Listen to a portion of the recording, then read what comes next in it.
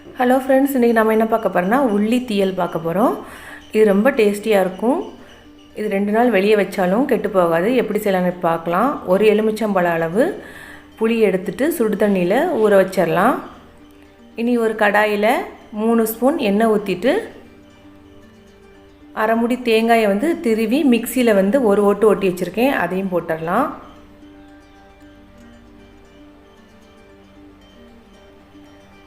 5 வரமிளகா, 5 சின்ன வெங்காயம், கொத்தமல்லி விதை நான் கொஞ்சம் பொடிச்சு வச்சுருக்கேன், அதையும் ஒரு 2 ஸ்பூன் சேர்த்துக்கலாம். அடுப்பை ரொம்ப சிம்மில் வச்சுட்டு வறுத்து எடுத்துக்கலாம்.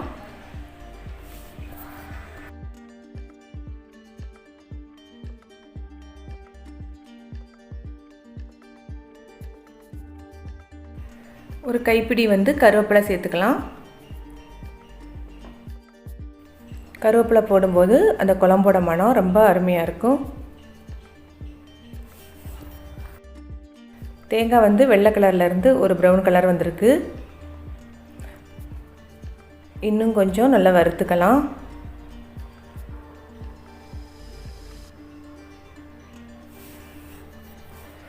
இப்போ சிவப்பு கலர் ஆகிருக்கு.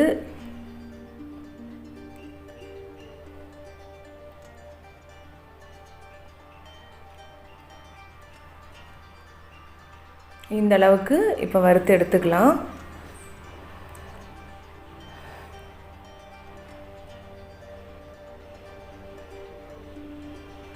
இப்போ நல்லா வறுத்தாச்சு.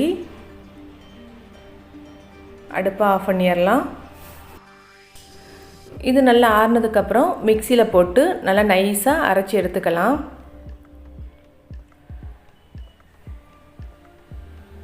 ஏற்கனவே நான் தேங்காய் ஓட்டி வச்சுருந்தேன், அதில் தான் போட்டு அரைச்சிக்க போகிறேன்.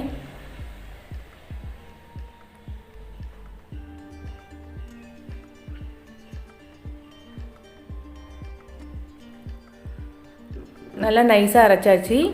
இதை தனியாக வச்சிடலாம். ஒரு கடாயில் 2 ஸ்பூன் எண்ணெய் ஊற்றிட்டு 2 ஸ்பூன் கடுகு, 1 ஸ்பூன் வெந்தயம் எல்லாத்தையும் போட்டு நல்லா ஃப்ரை பண்ணி எடுத்துக்கலாம்.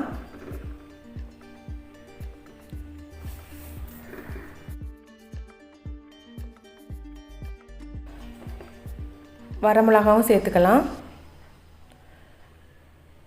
சின்ன உள்ளி உரித்து வச்சுருக்கேன், அதாவது சின்ன வெங்காயம் 100 கிராம் சின்ன வெங்காயத்தை உரித்து வச்சுருக்கேன். அதை முழுசாகவே போட்டு வதக்கி எடுத்துக்கலாம்.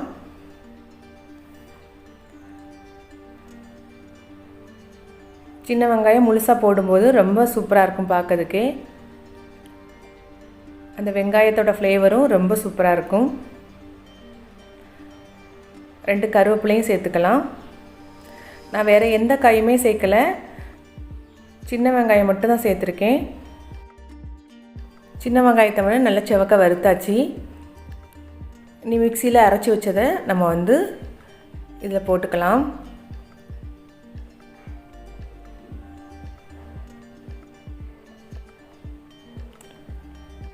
போட்டுட்டு நல்லா மிக்ஸ் பண்ணி விட்டுக்கலாம்.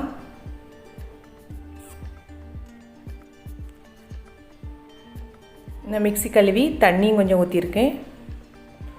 கரைச்சி வச்ச புளியும் சேர்த்துக்கலாம்.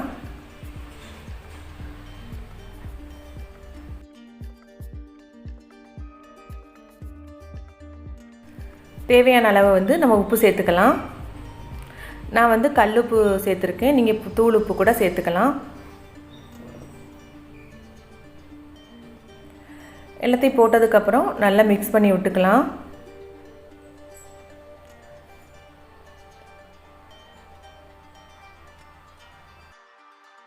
நல்லா மிக்ஸ் பண்ணதுக்கப்புறமா ஒரு மூடி போட்டு மூடி வச்சுக்கலாம்.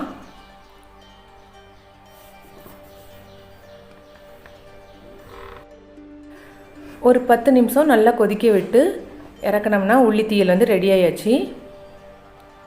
பார்க்க இப்போ கொஞ்சம் தண்ணியாக இருக்கிற மாதிரி இருக்கும், ஆறும்போது ரொம்ப கட்டியாயிரும். நீங்களும் வீட்டில் செஞ்சு பார்ப்பீங்கன்னு நினைக்கிறேன். தேங்க்ஸ் ஃபார் வாட்சிங்.